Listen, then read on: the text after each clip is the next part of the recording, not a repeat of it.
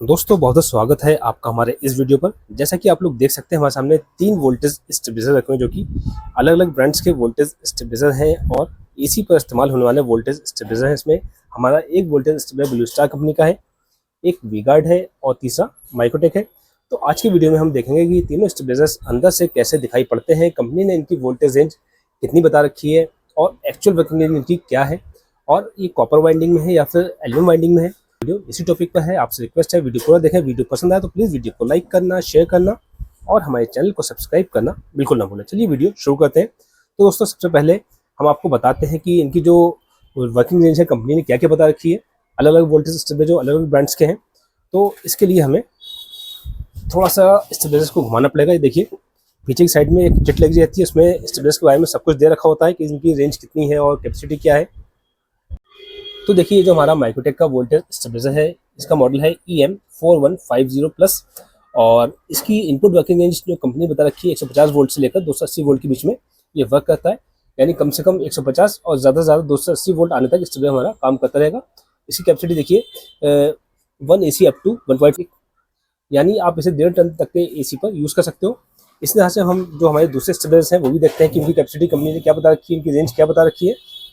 देखिए इसका मॉडल है VWR400 और ये 130 से लेकर 300 वोल्ट तक काम करने वाला वोल्टेज स्टेबलाइजर है और ये भी 1.5 टन तक के एसी पर यूज़ करने वाला वोल्टेज स्टेबलाइजर है। अब हम देखते हैं जो हमारा तीसरा स्टेबलाइजर है जो कि ब्लू स्टार कंपनी का। इसकी रेंज कंपनी ने क्या बता रखी है, ये देखिए इसकी रेंज 150 से लेकर 270 वोल्ट के बीच में दे रखी है कंपनी ने और ये भी 1.5 टन के एसी पे यूज़ होने वाला स्टेबलाइजर है। इसमें कंपनी ने 4K भी लिख रखा है, ठीक है। और इस तरह से हम देख सकते हैं कि हमारे दो स्टेबलाइजर 150 वोल्ट से यानी ब्लू स्टार और माइक्रोटेक 150 वोल्ट की रेंज के वोल्टेज स्टेबलाइजर हैं और ये जो हमारा वी-गार्ड का वोल्टेज स्टेबलाइजर है ये 130 वोल्ट से काम करने वाला वोल्टेज स्टेबलाइजर है। तो हम इसकी रेंज चेक करते हैं, कंपनी ने जो इसकी रेंज बता रखी है देखते हैं वो एक्चुअल है या फिर नहीं है। सबको हम ऑन करते हैं और फिर इसकी रेंज चेक करते हैं। चलिए इसे हम ऑन करते हैं। ये हमने डिमर पर लगा कर इसे ऑन कर दिया, सारे स्टेबलाइजर हमारे ऑन हो गए। लगभग हम पहले से 150 वोल्ट देकर देखते हैं इनपुट, ठीक है। ये देखिए अभी टाइमर का फंक्शन वर्क कर रहा है, सारे स्टेबलाइजर्स हमारे ऑन हो चुके हैं, ठीक है। थोड़ा पास से आपको दिखाते हैं। सबसे पहले हम ये जो हमारा माइक्रोटेक का वोल्टेज स्टेबलाइजर है इसे चेक करते हैं। हमने इसकी आउटपुट अभी 200 वोल्ट कर रखी है और देखिए आउटपुट इसकी लगभग 200 वोल्ट के आसपास ही है, 199 या 200 लगभग सेम ही है, कोई ऐसा कोई ज़्यादा खास फर्क नहीं है, 1 वोल्ट का फर्क है। इनपुट इस समय लगभग 162 वोल्ट है, यानी कम से कम 163 वोल्ट आने पर आउटपुट ये 200 वोल्ट करेगा। और कंपनी का जो दावा था कि 150 वोल्ट से ये 200 वोल्ट का 150 वोल्ट से वर्क करने वाला स्टेबलाइजर है, तो फिर 150 वोल्ट हम इसे इनपुट देते हैं।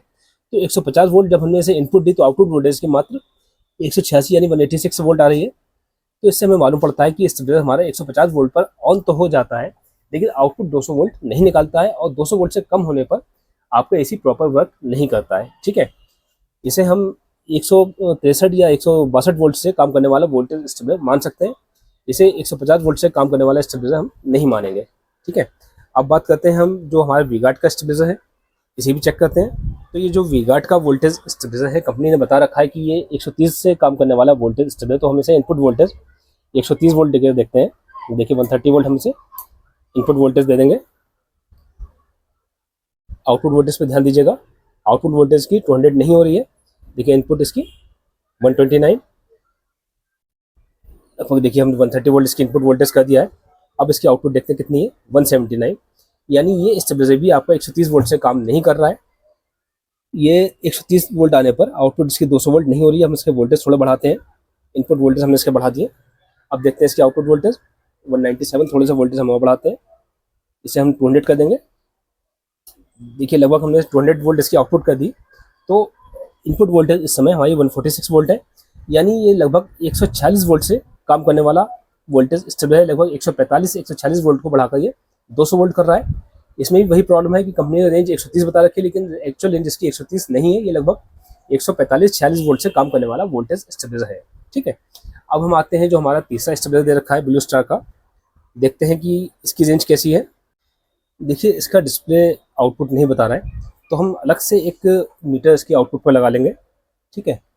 इससे हमें इसकी आउटपुट मालूम पड़ती रहेगी। इस पे आउटपुट लगभग अभी 200 वोल्ट के आसपास बता रहा है। और इनपुट वोल्टेज देखते हैं, देखिए इनपुट वोल्टेज ध्यान दीजिए 164, यानी ये भी आपका 150 वोल्ट से वर्क नहीं कर रहा है। 150 वोल्ट पे ये भी ऑन हो जाए, लेकिन जो उसकी वर्किंग रेंज है वो 165 से है। ठीक है दोस्तों, अब हम इसे 150 वोल्ट देकर देखते हैं। इनपुट वोल्टेज इसकी 150 वोल्ट करते हैं, 148।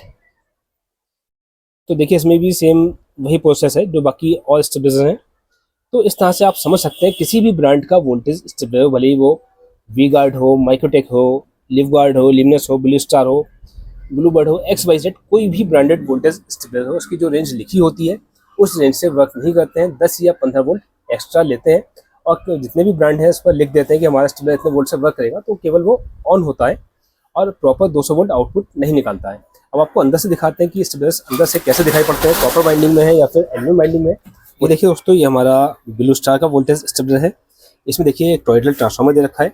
ट्रांसफार्मर एल्यूमिनियम बाइंडिंग में है, कॉपर बाइंडिंग में नहीं है। इसमें 2 ऑपरेटिंग रिले और एक टाइमर रिले दे रखी है, और इसका देखिए डिस्प्ले प्लस सर्किट। ठीक है दोस्तों, ये अंदर से कुछ ऐसा दिखाई पड़ता है।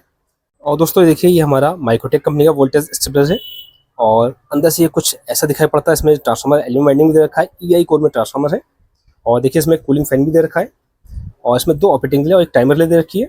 ठीक है, और ये देखिए दोस्तों, ये हमारा वी गार्ड का वोल्टेज स्टेबलाइजर है। इसमें भी EI कोर में ट्रांसफार्मर है, और ये ट्रांसफार्मर भी एल्यूमिनियम बाइंडिंग में होता है। इसमें देखिए कूलिंग फैन भी दे रखा है, और इसमें भी देखिए 2 ऑपरेटिंग रिले और एक टाइमर रिले दे रखी है।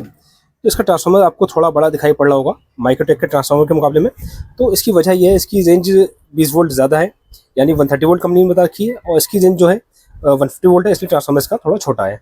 तो इस तरह से आप देख सकते हो कि ये स्टेबलाइजर हमारे अंदर से कैसे दिखाई पड़ते हैं। और आजकल ज़्यादातर वोल्टेज स्टेबलाइजर एल्यूमिनियम बाइंडिंग में ही आते हैं, और खैर इससे कोई खास फर्क भी नहीं पड़ता, क्योंकि ट्रांसफार्मर अच्छी क्वालिटी के होते हैं और ट्रांसफार्मर में इतनी जल्दी कोई फॉल्ट नहीं आता है। तो उम्मीद है आपको वीडियो पसंद आया होगा, अच्छे से समझ में आया होगा। दोस्तों अगर वीडियो पसंद आया तो प्लीज़ वीडियो को लाइक करना, शेयर करना, और हमारे चैनल को सब्सक्राइब करना बिल्कुल ना भूलें। वीडियो देखने के लिए आपका बहुत बहुत धन्यवाद।